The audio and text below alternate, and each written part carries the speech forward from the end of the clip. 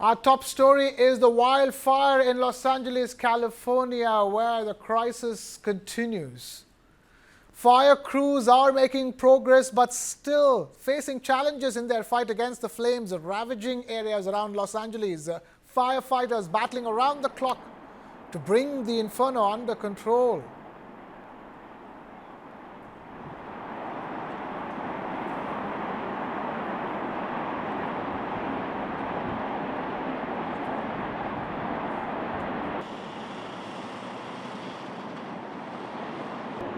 Has devastated neighborhoods in Pacific Palisades and is now threatening the densely populated San Fernando Valley.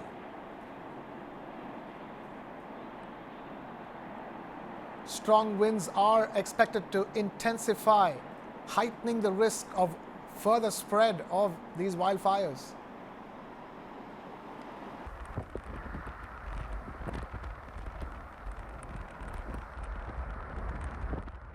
Elevated critical fire weather conditions will continue through Wednesday. Please rest assured that your County of Los Angeles Fire Department will be prepared.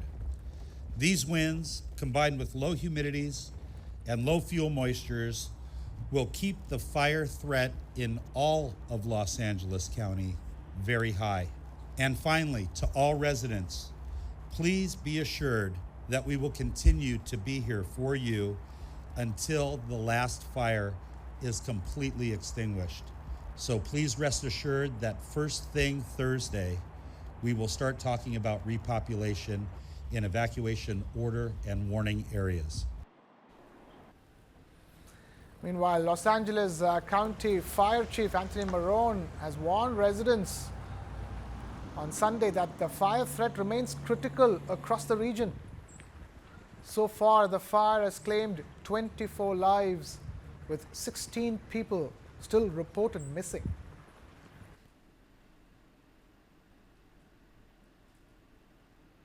We will be prepared. We will get through this, but it takes the unity and the spirit that I saw yesterday to make sure that Los Angeles comes out of this a much better city. So we are expecting severe gusts of wind in the coming days. Is the city prepared regarding fire hydrants and water pressure? I believe the city is prepared. Firefighters supported by aerial water drops have managed to save some homes, though 12,000 structures have been destroyed or damaged already. Over 100,000 or 1 lakh residents have been evacuated, and another 87,000 remain on high alert.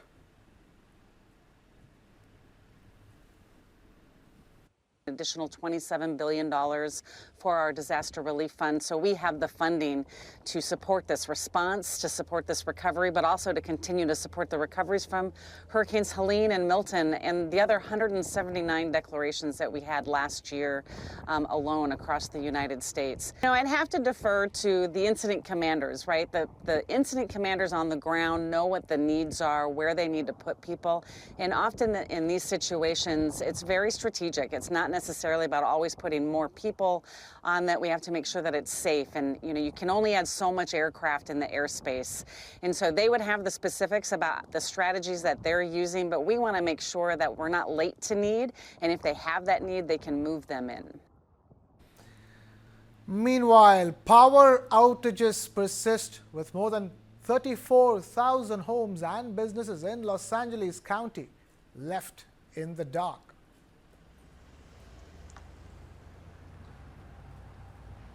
The fire, one of the most destructive in the history of Los Angeles, has now spread east towards Bel Air and UCLA, with evacuation orders issued in many key areas. Firefighters are working to halt the northern expansion of the flames as they encroach on Encino and Tarzana. Regarding any illegal activity that may be occurring in these areas, don't do it. The fact that anyone takes advantage of anyone who's been victimized already, whether it is burglary, looting, or any other crime, whether it's a scam of some kind that you're conjuring up to make money off of the poor people that have been involved in this. As a matter of fact, I'm set for a press conference tomorrow with Chief Jim McDonald, where we'll be with the district attorney, and we will be with probably the U.S. Attorney.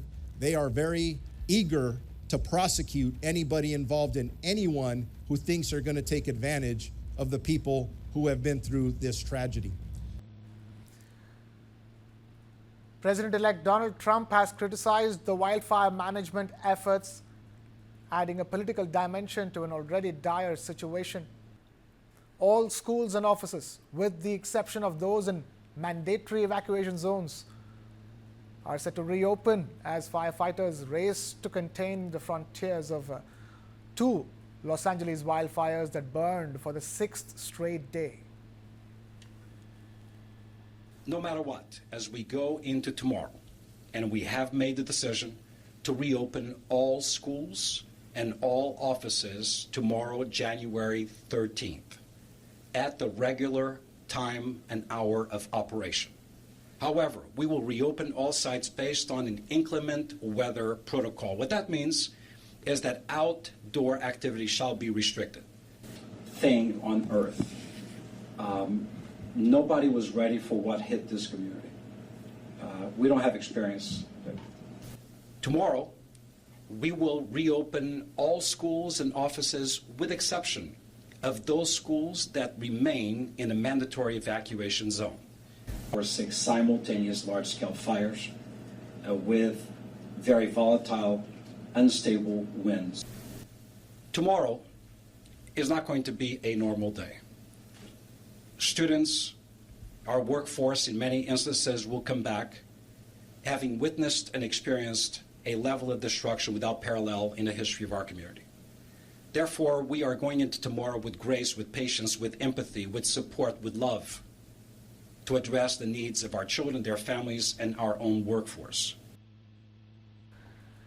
Satellite images revealed wildfires burning alarmingly close to Los Angeles' Pacific Ocean shoreline, raising a pressing question. With such a vast body of water nearby, why isn't seawater used to fight the flames?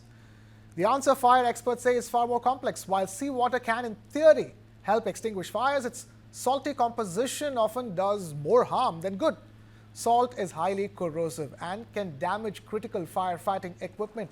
Additionally, the salt reduces water's cooling effect, making it less effective at containing high-temperature blazes. Reports say salt water is also a better conductor of electricity than fresh water, slightly increasing risks for firefighters on the ground.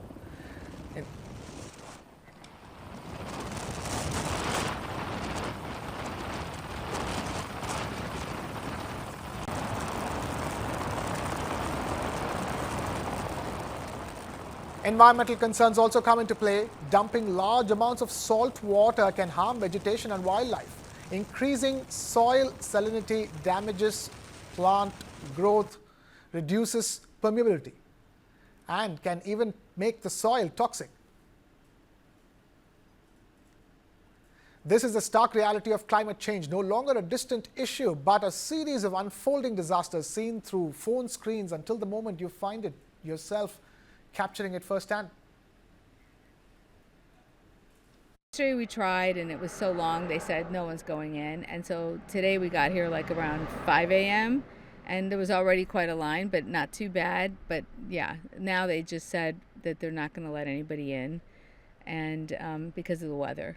So I think I'm probably going to go, even though I don't feel like I have anything to do.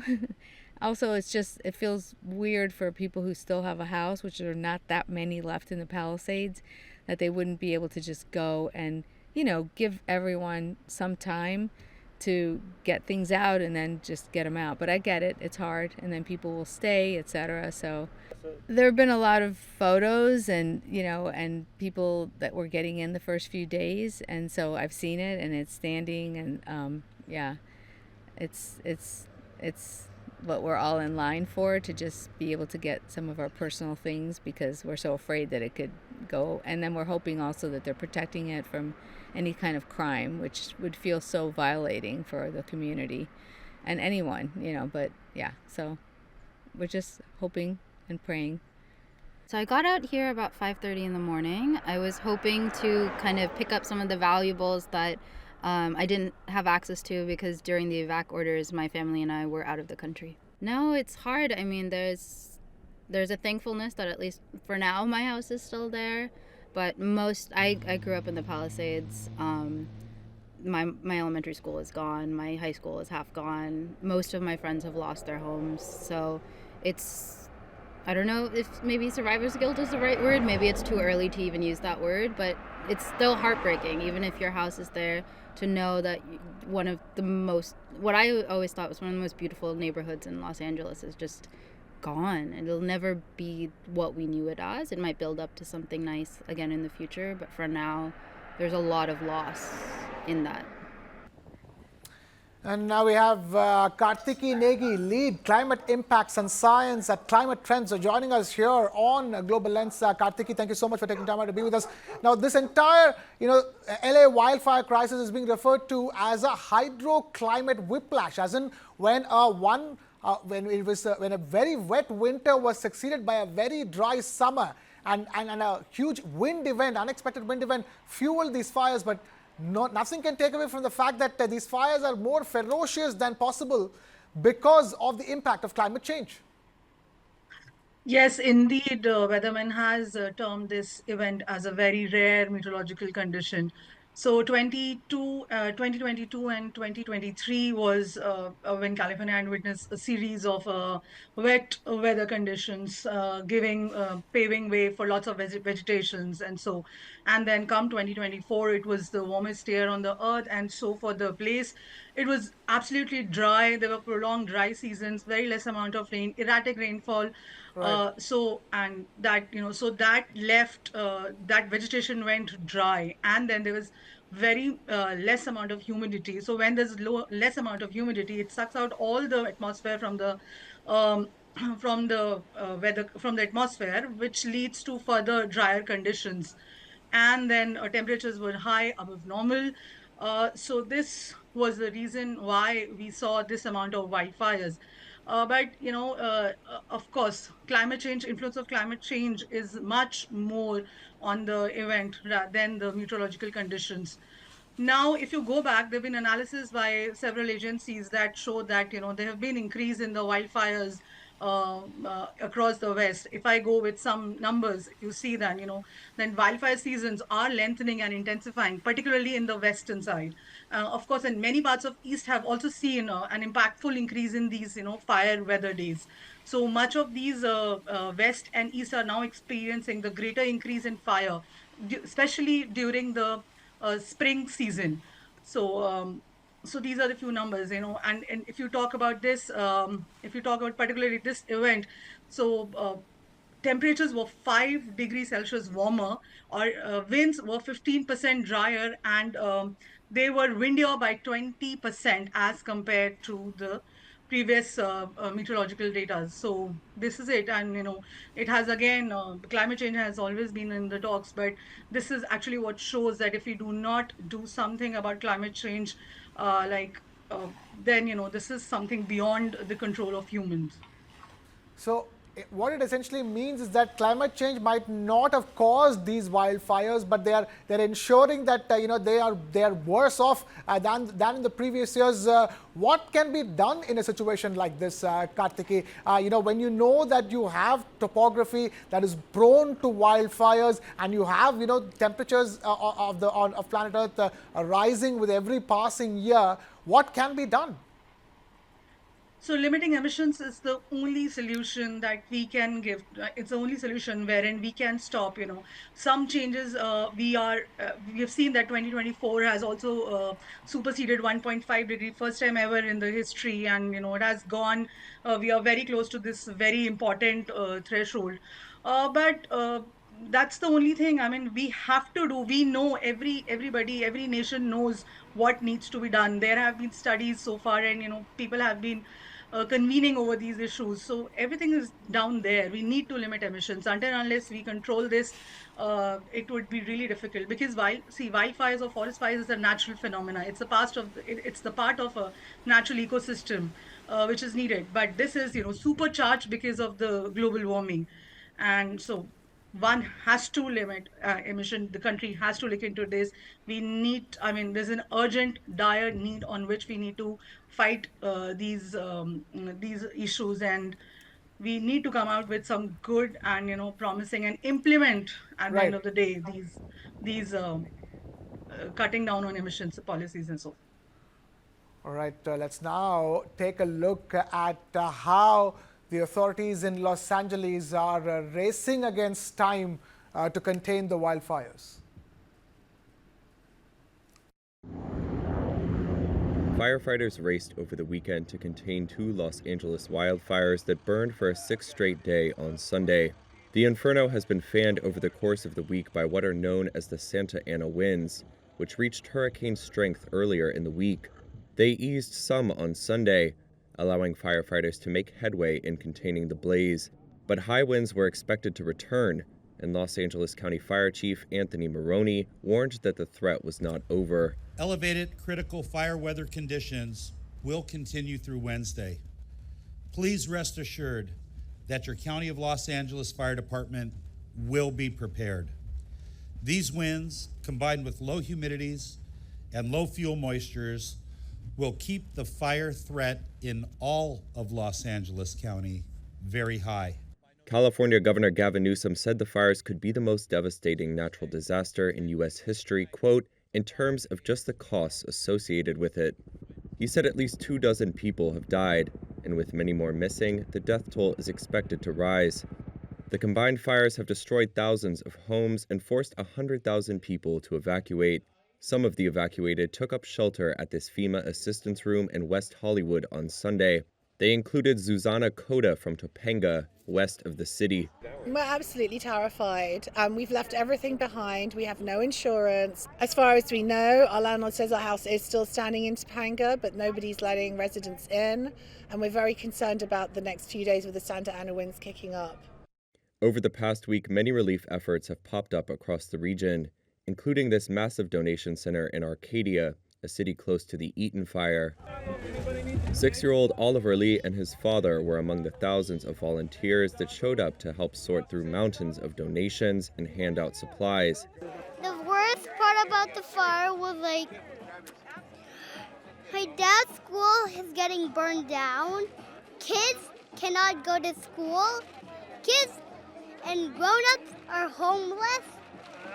They don't have anywhere to live.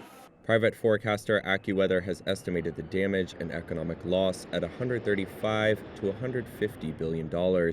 Newsom on Sunday signed an executive order to help expedite the monumental rebuilding effort ahead.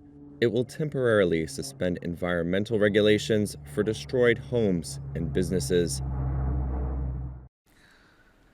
In a heartwarming moment amid the devastation of the ongoing LA wildfires, a Pacific Palisades resident, Casey Colvin, was reunited with his beloved dog, Oreo, 5 days after being separated by the flames. Colvin, who lost his home in the fire, had spent days desperately searching for his rescue dog. Fearing the worst, in an emotional video now going viral, Oreo is seen joyfully running into Colvin's arms as the two share a tearful reunion. Oh, thank you, God! NBC! Where's NBC? Where are you, Liz? Thank you! Oh, honey, thank you! Oh, God almighty! Oh, Jane! Oh, it's Tika Tika! We all talk about climate change, Karthikeya, all the time, but it is these images should make it a top priority and not just a matter of discussion. If not now, then when? Of course, as I earlier said, that this has to be now, and action also has to be taken now at the moment. So this is what, these conditions are beyond our control. So meteorological conditions are beyond our control with this amount of temperatures. And it's just not only about US. You might see that there are extreme events across the world. And but this is, when this has happened to this city, it has bring in climate change into fore once again. But it's a massive loss also, and it will go in the history, making some kinds of records. It has already been the largest so far. We are afraid, but there are already studies out there. People have already calculated data, and all the scientists have come out, and they have already said that we are sitting at the increased risk of wildfires. So this is there, and these meteorological Right. conditions, as they have termed it, rare, but they are beyond our control now. You will not be able to control the speed of the winds. We are expecting some of the windier days ahead, and that might even take these that will help in spreading these fires even to other places. So it's a grim situation, and how we will whether we need to change our ways, how we live in this world, what are the policies, what are, we need to actually think about it, enact on that, and implement them strictly.